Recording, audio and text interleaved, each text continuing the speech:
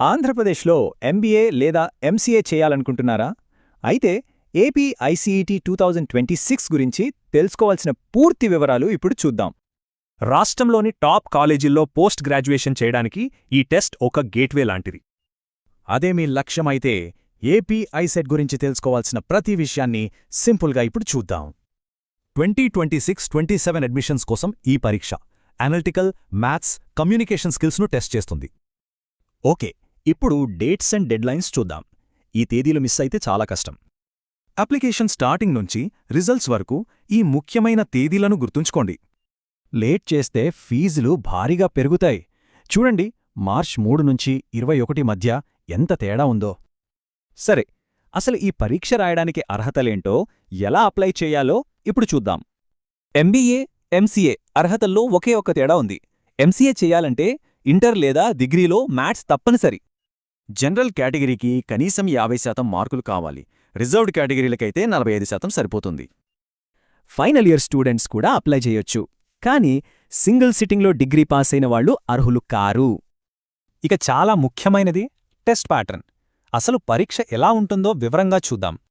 మొత్తం 200 ప్రశ్నలు 3 సెక్షన్లుగా ఉంటాయి. అనలిటికల్ ఎబిలిటీకి వెయిటేజ్ ఎక్కువ, 75 ప్రశ్నలు.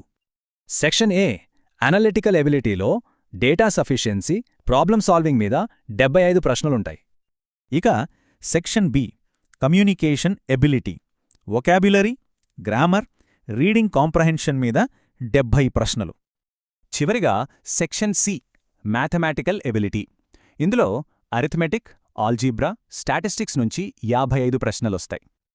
200 ప్రశ్నలకి 150 నిమిషాల టైం. గుడ్ న్యూస్ ఏంటంటే నెగిటివ్ మార్కులు లేవు. పరీక్ష తర్వాత స్కోరింగ్, ర్యాంకులు, నార్మలైజేషన్ ప్రాసెస్ ఎలా ఉంటుందో ఇప్పుడు తెలుసుకుందాం. క్వాలిఫై అవ్వాలంటే 200కి కనీసం 50 మార్కులు రావాలి, అంటే 25% అన్నమాట. ఎస్సీ, ఎస్టీ వాళ్లకి మినిమం మార్క్స్ లేవు. పరీక్ష వేరువేరు సెషన్స్లో జరుగుతుంది కాబట్టి స్కోర్లను బ్యాలెన్స్ చేయడానికి నార్మలైజేషన్ ప్రాసెస్ వాడతారు. ఒకవేళ ర్యాంకుల్లో టై వస్తే సెక్షన్ ఏ తర్వాత సెక్షన్ బి మార్కులు చూస్తారు. అప్పటికీ టై ఉంటే వయస్సుని పరిగణిస్తారు. చివరగా కొన్ని ముఖ్యమైన విషయాలు, టిప్స్ చూద్దాం. ఇవి ప్రాసెస్ సాఫీగా సాగేందుకు హెల్ప్ చేస్తాయి. ర్యాంక్ ఆ ఒక్క సంవత్సరానికే వ్యాలిడ్. హాల్ టికెట్ అడ్మిషన్ అయ్యే వరకు జాగ్రత్తగా ఉంచుకోవాలి. కరెక్షన్స్కి ఒకే ఛాన్స్ ఉంటుంది. ప్రిపరేషన్కి బెస్ట్ టిప్ ఇదే.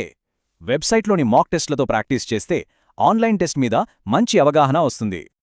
సో ఇప్పుడు మొత్తం ప్రాసెస్ క్లియర్గా తెలిసింది కదా. ఇక ప్రిపరేషన్పై ఫోకస్ పెట్టాల్సిన సమయం వచ్చింది.